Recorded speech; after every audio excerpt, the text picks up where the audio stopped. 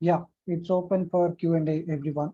Whatever questions or queries that you have with respect to, Scrum or, Scale Agile or any from the coaching perspective, please go ahead and start shooting your questions. Our Yeah, expert panel will start answering those yeah. questions. So before that, I would request all the experts to, if you can open your camera, it would be really good. Balaji, Yeah, I think Weber. there is one question from Yogesh, how to fix the duration of a sprint.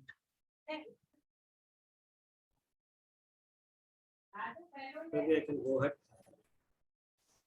Yeah, no, you can go ahead. Yeah, how to fix the duration of the sprint? It's a lot of ways. I'll give you my own experience how we all started working in the Agile sprint. So initially, when we were all exposed to Scrum Agile world, we said, yeah, 4 weeks is something good to go with. Then 4 became slowly 3, 3 became slowly 2. That was the transition phase. So we never said that we are going to go with a fixed structure that we will be doing 2 weeks or 3 weeks or 4 weeks. Whatever suits best or good for the team. I wouldn't call it as best for the team. Whatever suits good for the team is what we always picked up. We experimented. So Agile initial days is more of experimentation. And I keep telling this, right? Fail, inspect, learn, and adapt. So that should be the case. You try. Let's not say it will not work. Let's give it a shot. If you fail, then we can perceive, pivot, whatever needs to be done, we can do. If you succeed, we perceive. If you fail, we can always do that. So there's nothing like that a standard answer. Start with 2 weeks or 3 weeks or 4 weeks. If everyone feels that start with the 2 week sprint, or organization says let's start with 2 weeks, go ahead with that. Now that's one part of it. Personally, what you ask as a coach, what do I suggest, recommend to teams? Start with 2 weeks. Give it a shot. What stops us? The smaller the duration, the better it is what a general opinion people have. Smaller batch cycles is faster. That context. Okay. So yeah, that's what I would be looking at it as.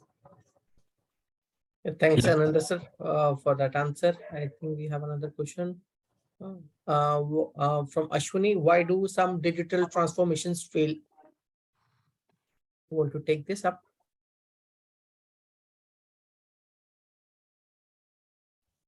There could be lots of reasons again, not just one reason. Anybody would like to contribute? Balaji, especially, he has been part of a lot of journeys.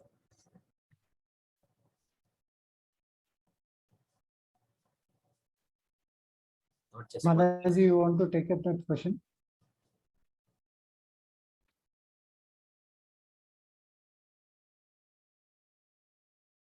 So there are so many, let me take up this question.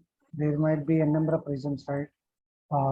Basically, there are three pillars through which we will try to, run a transformation journey, right? People, process, and technologies, right?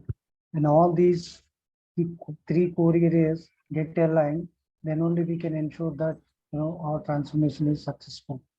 Especially with respect to the digital transformation, the core reasons might be, lack of coordination or understanding levels with respect to the teams and what is the end goal that they want to reach, and with respect to the processes where they have lengthy processes with respect to how they want to move at each area or at each level, whether with respect to the project level or program level or portfolio level. There are huge level of blockers, right? With respect to, information security or with respect to infra, any other areas, compliance, right? So those kind of things also at times can be blockers, which might be the roadblocks for getting carried forward through the transformation journey. And especially with respect to the technologies, people might be using, start thinking about using the latest and greatest technologies, but still at the ground level, people might not get trained in those areas to the required levels where they can be helped, which can help to build great products. So these are few reasons which I observed from my side would be the reasons for, you can't say failure, but things will pass slowly. And if those kind of pain points or blockers are keeping unaddressed over a period of time, definitely that transformation is going to become costly for that team and those organizations. That's my view. I want others also to share their thoughts if anyone wants to move ahead. Can I go, Sharon? Yeah, Yeah, go ahead, Balaji, Balaji. we can hear you now. Okay. So the first, the digital transformation fails, right? What happens is like the end users are brought into the cycle at very late in the game. Okay, so that is one thing which we have seen from the digital transformation failing reason. And the second one is about the budgets which you want to park for it, right? So that's also one more reason. There is no enough budgets being planned, and the way you spend the budgets is not properly converted to ROI, etc., etc. Okay, so that's why the most of the reasons the digital transformation fail. If you're not making end user part of the game from the beginning, then this will fail.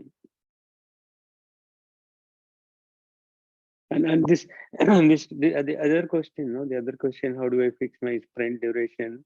I think I think see the iterations duration for the iterations are brought only for the purpose of incremental feedback, right?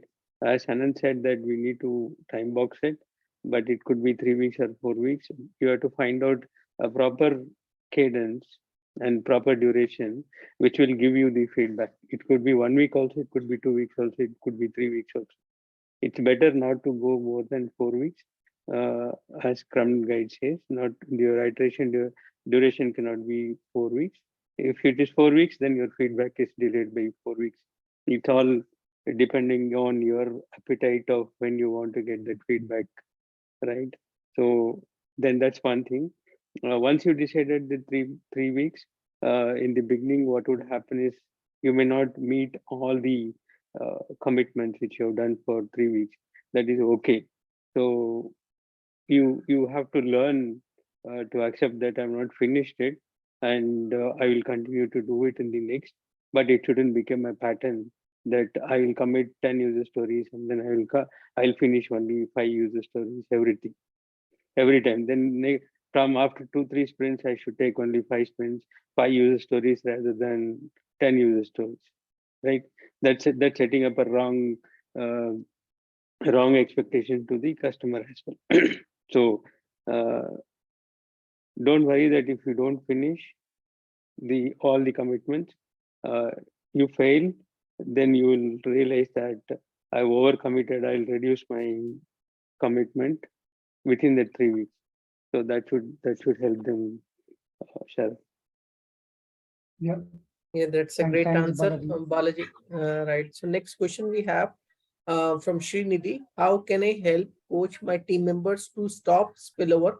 Since mine is a fast-paced application, we have frequent change in requirements or code review client, which is pain point for dev. Yogesh, if you want to take that question. Yeah, sure. So whenever we have these spillovers of the user story, first you need to help the team to understand the impact. When you talk about the team, it may be your leadership or the people who are asking them to change their requirement or changing the requirement as well. Help them to understand the impact. And then one key which I use in this kind of situation, or one simple technique, start helping your team with slicing the user stories. When they are able to slice user stories horizontally, or not horizontally, vertically, then it would help a lot. So this is the right key to help the team to complete whatever they commit in the current iteration. So story slicing is the key, as per Yeah. my experience. Also to add here, it's a very common problem, the spillover. And as a Scrum Master, generally we take this problem in the retrospective session. And here, the one thing we have to emphasize is basically the definition of ready, because the most problem, if you see the unclarity of user story, or the slicing, what the Yogesh mentioned. So if you have a proper in the retrospective, if you take it, the question is how to help. So take it in the retrospective, this problem, then you get a one solution oriented that like definition of ready might be not good. So when you go to definition of ready, here the how to write the user story, invest criteria, proper slicing, sizing, plus different factors, the clarity between all the team members, more clarity. So those things, if you have a proper, I think it's going to help to avoid this spillover. Thanks, Dhananjay and Yogesh. Right, Balaji, you want to say something?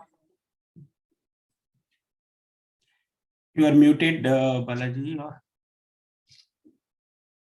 Still, we are not able to hear you. I think there is some issue. Okay, let me try to unmute you again.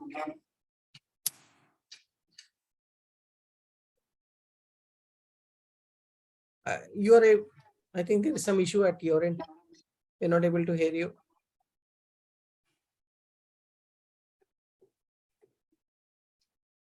Let's move on, Guru. Yes, it's okay now. No. Now again it's gone. Still. Hello, now? Sorry. Yes, now? it's great. It's looking great now. Yeah, you can answer.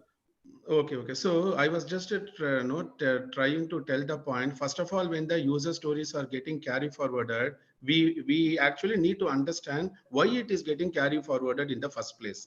Whether it is due to any kind of an impediment or a blocker, or actually waiting for a test data, waiting for a test environment. So unless and until we start tracking the impediment and start measuring the aging of the impediments and start doing a root cause analysis of out of these 5 or 6 impediments, going by the Pareto principle, what is the 20% of blocker which is getting contributed to the 80% of curtailing the flow of value. So unless and until I have clarity on the dependencies, impediments, blockers and all, from a system thinking point of view, we cannot zero in on the solution directly. So just wanted to tell that point. Can I know what is this PaaS environment? Are they talking about Azure or SAP or what is that PaaS applications? Which type of applications are those?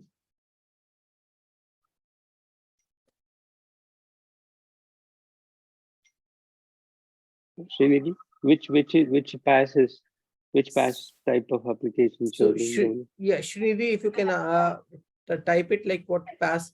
Okay, platform as a service, cloud technology, as you mentioned. Or are they building cloud applications or what type of applications they're building? Yeah, they are building cloud-based applications. Yeah. I think it could be the problem with the way the team is being constructed, not with the DO or DOD problem. They should find out the reasons why the stories are not able to complete, and if it is dependent on any other technology, right? The past has a lot of technologies come into play, right? It could be a middleware, or it could be data, or OS, or virtualization, or server storage networking. I think what we have seen in the industry is there could be problem with the way you have an option to virtualization, that where you need to constantly engage with the infra teams through a catalog, which will help you to create virtualizations. Maybe this could be one thing which we can cover during Lean Coffee session, Charas. Getting into the details. Okay, thanks, Balaji. And now moving to the next question. I hope that has answered right. Next one is a team is doing Scrum ceremonies except a sprint review. How can I introduce sprint review ceremony? Can you give idea suggestion to start sprint review ceremony? Ananda sir, if you want to take that up. Simple. I give you again from my experience. So when I picked up one of the engagements, North American healthcare major, they were already doing scaled, and it was one of the engagements what I had incubated as well. So we grew from 8 to 32, 32 to 155 and so on. So it was a big thing. And when I came back, it was a bit of a mess. So mess in the sense not that they were not practicing or any of those things. What they used to do was the overlap time used to get extended. So the first thing after the release was getting planned was I used to send those invites. First start and calendarizing it. It's not introduction and all. So whenever we talk about these are ceremonies, you have to practice, you have to follow if you really want to get those benefits. So calendarize it first. That would be the first approach I would always recommend for Scrum Master. So you have something as a Scrum Master, you are that I would say an enforcement authority to have ensure that these ceremonies are being followed. You're the first coach of the team, right? So team banks on you for valuable inputs. So if that being the case, unless and until you set that pace for the session, it's going to be very, very tough. So calendarize it. Then look at the other factors. It could be like participation, people not talking, whatnot. But these evolve as over a period of time. Yeah, there are certain set of things which we might say, yes, easy to do it, but very difficult to easy to say, very difficult to practice. Agile is that kind of thing. So first step, how to introduce, calendarize. Thanks, Ananda sir. Balaji, you want to add something? Yeah. So why sprint review has been skipped? I think we should ask the question first, right? Yeah. Why, even though you go by books, all these why ceremonies are important, right? I see retro being skipped by a lot of teams. This is the first time I'm hearing a review is being skipped, right? That means that feedback which you are expecting at the end of the sprint is not so helpful for you. I could conclude in that way. That's why the importance is not being given. The feedback which you get during the sprint review or demo is very, very key, right? Otherwise, you're just time boxing yourself without any goals and then trying to develop something without feedback. And that is going to be very hard hitting during your SAT or UAT phases. Your rework is going to be very, very high, rework percentage. Yeah. Right. So I think you should ask the question to ourselves, why sprint reviews been skipped? Yeah, I would like to add here, like my view on this particular question. I believe like the project is working on a hybrid model, right, where some of the management is tracking the project on a plan, right, and they are using the agile ceremonies, and they don't know like there is a one ceremony sprint review which is part. So I think the project is working on some sort of hybrid model, and agile is just used as a flavor on top of it. That's my view. Yeah. See, even though that is a milestone-based project development, you need a feedback, right? Yes. So I think that cycle, that feedback cycle is very, very important for us to retrospect ourselves. So just to add on this, actually, the normal practice is basically whenever we are starting the team, at least once you have a workshop or some short buy-in for all the ceremonies. And this all ceremonies is very, very important, including the review, retro, and all that. So you need to have a short workshop with the team and just to discuss on each ceremonies, how much time it's needed, how will we facilitate, which date it is needed, what time it will be suitable. So once you fix this buy-in, then you will easily continue this, and then you can keep adjusting if there is a time is less or you want to increase, but at least once you have a buy-in for all the ceremonies. We adopt something called baby ceremonies. Okay. It is like short duration. It's like 5 days with the team together, including the product owner, starting from the teaching product owner or telling product owner how to create a vision for the team. How do you establish sprint goals for the team? That's a kind of a workshop kind of thing. Coach will be there for 5 days with the team. It could be half a day, 5 days split or whatever it is. So something called baby sprints is some practice instead of spending whole 2 weeks or 3 weeks for your sprint and then realize that it is not working. That's one thing. And the second thing is like there is a concept called team wall. Okay, you should try to get a team wall in place in Miro, or if you're working physically, create a wall with a Kanban board kind of thing, which will help you to make sure that you understand all these steps you are doing is correct or not. And just to add one more point here, I think all the Scrum Master, they should create their own toolkit, including this small. This is the one toolkit where you have how to conduct this workshop for the ceremonies to fix. Then you will have a different how each ceremony should run. That different one slider, but that is your complete toolkit, which you can keep using throughout your this transformation journey. Yeah, Yeah. thanks, Dhananjay and Balaji, for the input. I hope that has answered that question. Moving to the next one. Next, we have, if you want to implement PMO plus agile practice in large government healthcare setup, then how to proceed in your experience? Balaji, if you can take that question.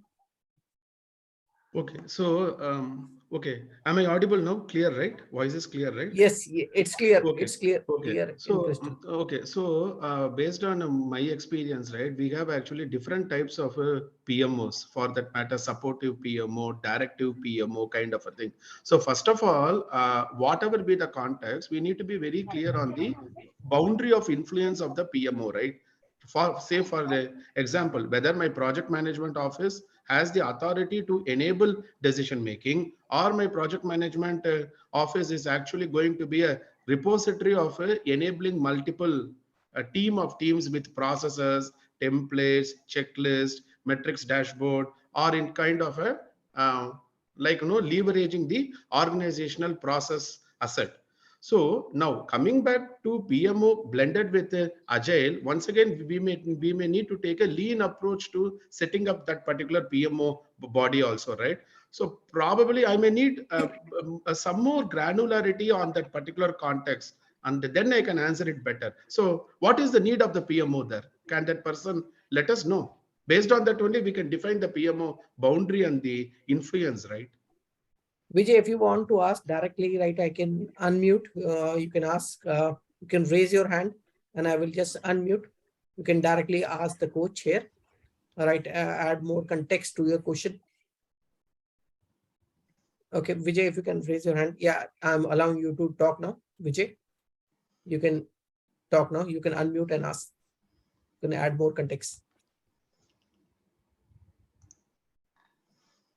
Vijay, you can ask.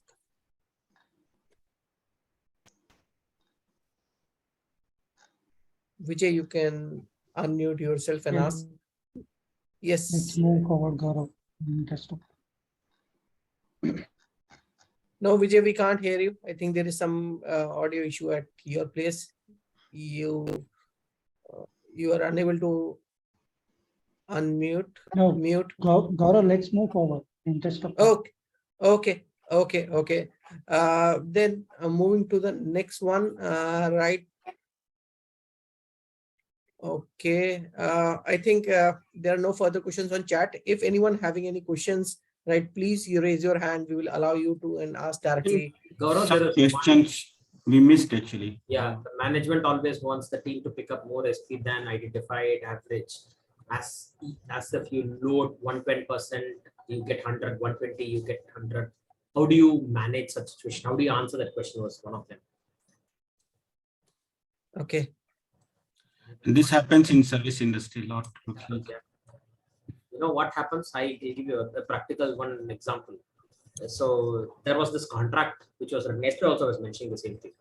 10% increase sprint on sprint after some sprints execution, because people expected that we will be able to increase velocity and in turn deliver more stores. There was one brilliant scrum master who came out and said, let's increase 3 to 5, 5 to 8, 8 to 30. That problem resolved. And it slowly dawned upon to the management may not work.